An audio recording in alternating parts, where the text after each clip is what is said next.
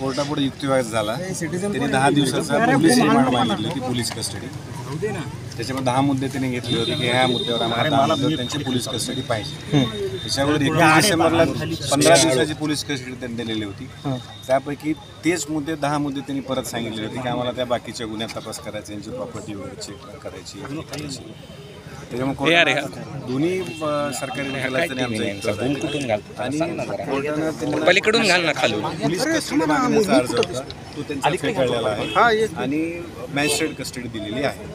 बरं, मोक्का लावण्यात आलं सर? नाही, असं बिलकुल कोर्टापुढे काही नाही आहे. कोर्टापुढे आतापर्यंत आमच्याशी कुठं निदर्शनास आलेलं नाही किंवा काही नाही आहे. कारण आता आज फक्त जी काही एक्स्टॉर्शनची केस आहे त्या संदर्भात आजची केस सुनावणी झालेली होती आणि मोक्का लावण्याच्या संदर्भात किंवा दुसऱ्या गुन्ह्याच्या संदर्भात असं आतापर्यंत ह्या कोर्टापुढे तरी अर्ज आलेला नाही.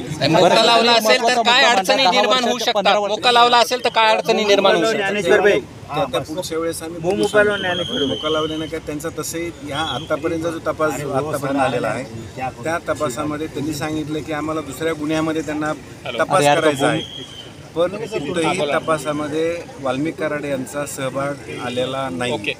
की आम्ही कोर्टाला स्पेसिफिक आर्ग्युमेंट केलेलं आहे की त्यांचा जो 103 BNS खाली गुन्हा आहे त्याच्यामध्ये यांचा कुठलाही सहभाग, ऑन द कॉन्ट्ररी त्यांनी असं मागितलं होतं की आम्हाला त्यामध्ये त्यांचा तपास करायचा, त्या गुन्ह्यामध्ये यांचा सहभाग आहे का नाही या संदर्भात आम्हाला तपास करण्यासाठी परत 10 दिवसाची पोलीस रिमांड मागण्याचा अर्ज त्यांचा होता.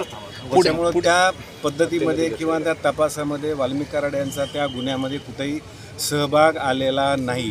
पुढची प्रक्रिया काय? पुढची प्रक्रिया काय? आता पुढे काय? पुढे काय? पुढे काय? आता पुढे काय? आता पुढे काय? आता पुढे काय? आता पुढे काय?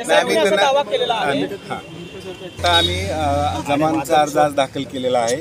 त्याच्यावर 2-3 दिवसात सुनावणी अपेक्षित आहे ह्या गुन्ह्यामध्ये. तर MCR झाल्यामुळे आम्ही आता जमानतीचा अर्ज आजच दाखल केलेला आहे. त्याच्यावर जी कोर्टाच्या याच्याप्रमाणे 2-3 दिवसात. पण मक्का दाखल झाला तर यामध्ये काय प्रोसेस असणार आहे?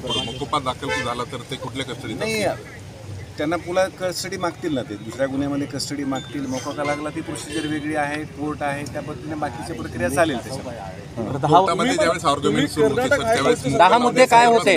10 मुद्दे काय होते? 10 मुद्दे नवीन काही नव्हते त्याच्यामध्ये की आम्हाला त्या गुन्ह्याचा तपास आहे. बाकीच्या 3 गुन्ह्याचा रेफरन्स झालेला होता.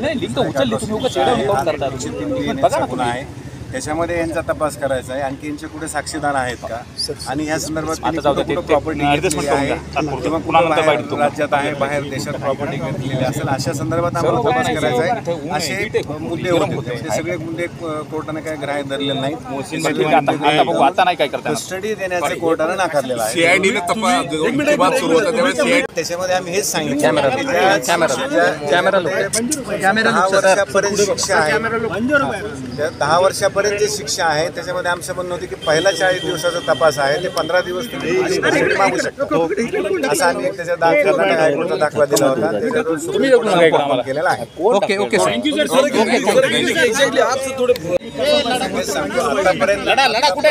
आतापर्यंत तुमच्या पुढे येईपर्यंत असं कुठेही आम्हाला अर्ज नाही आहे की त्यांना मोकोका लावलेला आहे किंवा त्या गुन्ह्यात घेतलेला आहे. आम्हाला त्या संदर्भात माहिती नाही. बोला. आतापर्यंत 10 वर्षाच्या गुन्ह्यात 15 दिवसांची पोलीस कोठडीचा एक मुद्दा तुम्ही मांडला.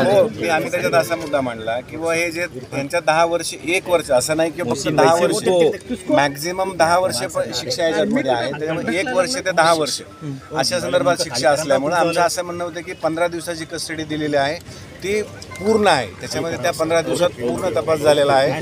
पुन्हा कस्टडी मागण्याचं तसं आवश्यकता इन्व्हेस्टिगेशन एजन्सीला नाही असं आम्ही म्हणणं मांडलं.